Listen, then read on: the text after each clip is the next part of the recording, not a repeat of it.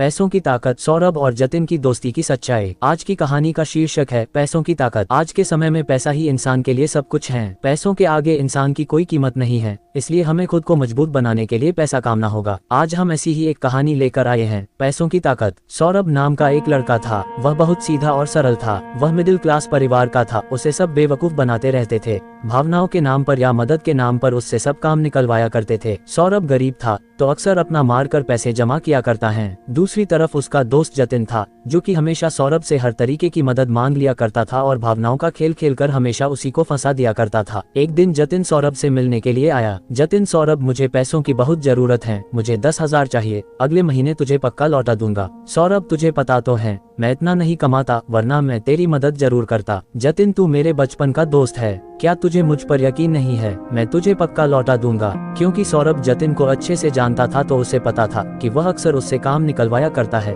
पर वह हमेशा ही उसकी चिकनी चुपड़ी बातों के आगे कभी कुछ नहीं बोल पाता था। इस बार भी कुछ ऐसा ही हुआ। सौरभ ने कहा, हाँ मुझे यकीन है, ठीक है मैं कोशिश करता हूँ। जतिन ने कहा, याद है सौरभ, बचपन में हम कैसे हर काम मिल बांट के किया करते थे। आज भी तुम मेरे हर काम में साथ देते हो और मैं जानता हूँ तुम मुझे पैसे जरूर दोगे। जतिन के तर्कों के आगे हमेशा सौरभ चुप हो जाया करता था। इस बार भी ऐसा ही हुआ। उसे जतिन को पैसे देने पड़े। सौरभ को पैसे दिए हुए 6 महीने बीत गए, लेकिन जतिन ने उसे पैसे वापस नहीं लौटाए। सौरभ के मन में कई बार आया कि वह अपने पैसे मांगे, लेकिन दोस्ती के कारण उसकी हिम्मत नहीं हुई कि वह अपना मुंह भी खोल पाए। इसलिए उसने सोचा कि जब जतिन को पैसे देने होंगे तब वह खुद ही दे देगा। धीरे धीरे जतिन ने सौरभ से बात करना छोड़ दिया।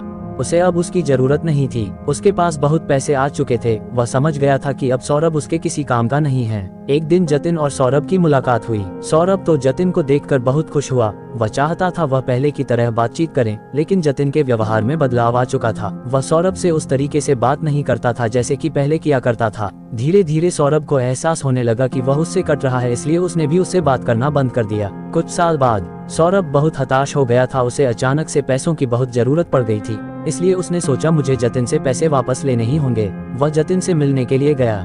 सौरभ, जतिन कैसे हो? जतिन, बढ़िया, तुम बताओ? सौरभ, जतिन, अभी मेरी हालत बिल्कुल भी ठीक नहीं है। मुझे पैसों की बहुत जरूरत है। क्या तुम मुझे 10,000 लौटा सकते हो? ये सब सुनते ही उसका चेहरा उतर गया।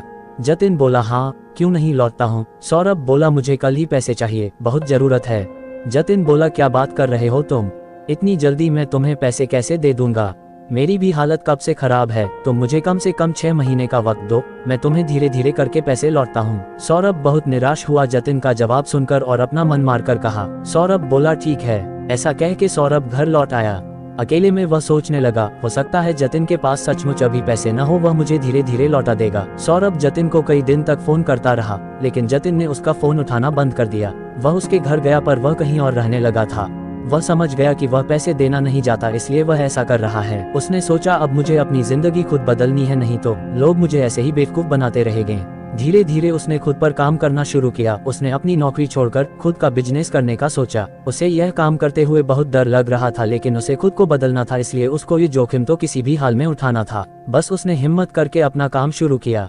जितना वह लोगों से मिलता गया, उतना वह लोगों को जानता गया कि कौन उसको बेवकूफ बना रहा है या कौन सही में उसके साथ है।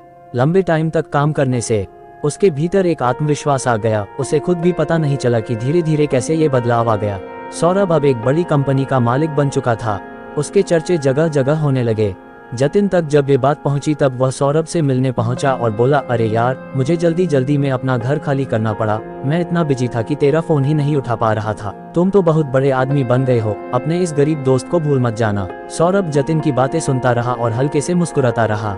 सौरभ जतिन में वैसे ही बातचीत होती गई जैसे पहले हुआ करती थी। जतिन अपने घर को लौट गया। सौरभ की आंखें नम हो गई। वह सोचने लगा कि जब इंसान के पास पैसा होता है तो सब दोस्त अपने होते हैं, और जब उसके पास कुछ नहीं होता सब कटने लगते हैं। उसने जिंदगी की कड़वी हकीकत को बहुत करीब से अनुभव किया था। आज के युग में पैसा ही सब कुछ हो गया है। रिश्ते और भावनाएं तो सिर्फ इस्तेमाल की चीज रह गई है। मनुष्य को खुद को पैसों से मजबूत रखना चाहिए, इसलिए नहीं कि उसे किसी को नीचा दिखाना है, बल्कि इसलिए कि वह उन लोगों से बच पाए जो उन्हें बेवकूफ बनाते हैं।